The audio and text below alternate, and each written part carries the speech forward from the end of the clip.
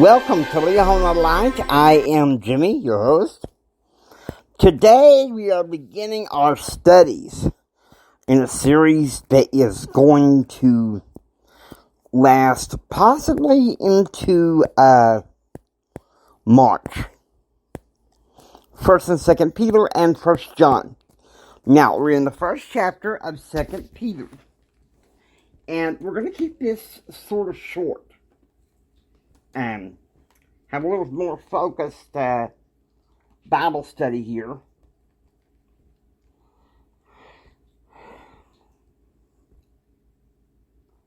Okay.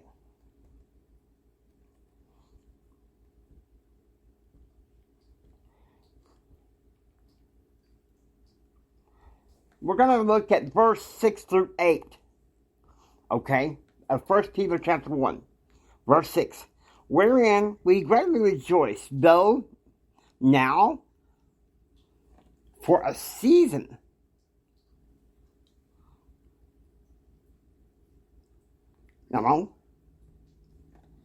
which to me that stands for mortal probation, if need be, ye are in heaviness through manifold temptations. Now, if you look in there in the Greek, it says trials, afflictions, and temptation. So I got multiple meanings here. Now we're going to stop here and talk about this a little bit.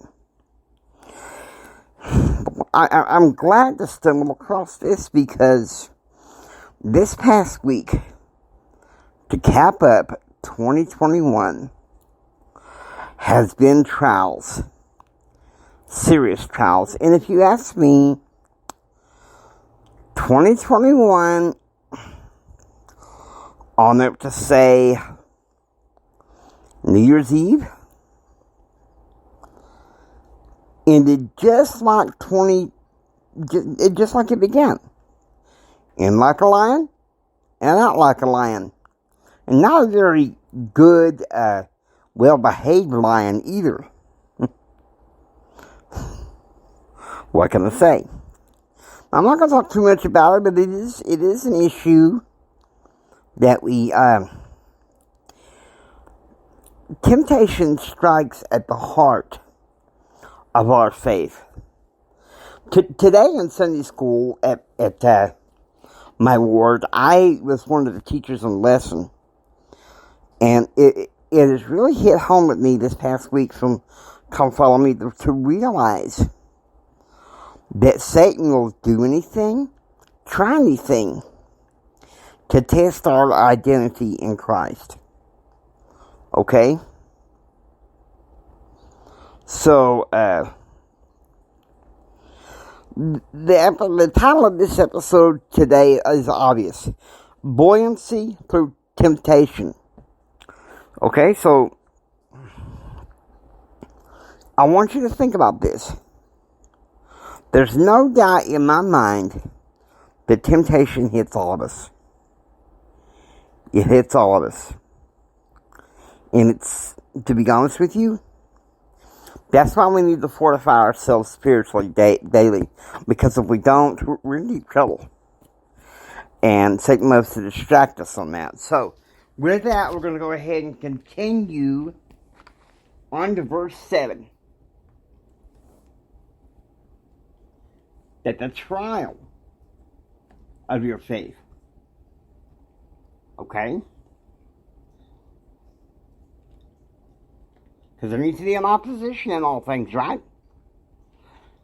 Being much more precious than of gold that perisheth, though it be tried with fire, might be found unto praise and honor and glory at the appearing of Jesus Christ.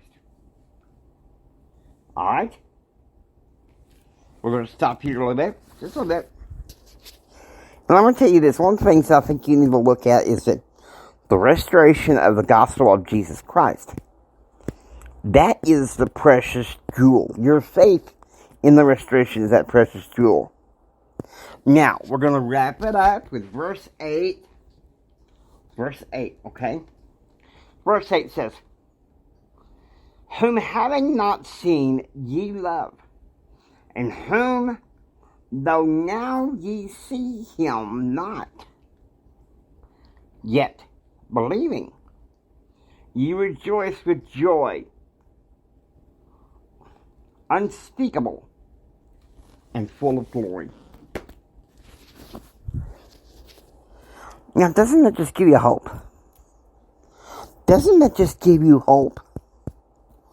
To me, it does. Because I'll tell you something. The king of reactivity is Satan. He always likes to stir the pot, get us upset. He is in everything behind anything that's negative. But don't think for a minute that God, through faith in him, don't think that through that, God can't use it for a positive end. It's kind of like through him, we know the end from the beginning, but he knows more than we do. And someone had brought out a rhetorical question in Sunday school. Would it have been easier to believe Christ before he came, while he was on the earth, or after? And I consider that a rhetorical question because, to be honest with you, we don't know. Now, I think before, I gotta say, it was hard. God's people, Israel, believed in a time looking forward to the coming of Christ. But then they would get lost in idolatry and iniquity and go into apostasy. You know, the first apostasy was the first time that Israel transgressed with idolatry at Mount Sinai. The second apostasy was after the death of Solomon, when the tribes began to scatter, split up a little bit and scatter. The next apostasy, of course, was when, because of the wickedness, they were all scattered from Israel to Judah.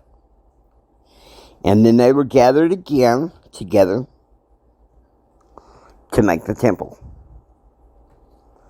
They were gathered together to make the temple. And then they kind of fell into a holding pattern until Christ came. And as we know, after he was dead, risen, and ascended to God, Israel apostatized again. In fact, the whole world fell into apostasy. But the good news is, after that long night of the apostasy, Jesus Christ, through his prophets, ushered in the restoration and the long-awaited period to prepare for the coming of Christ. I hope that helps you.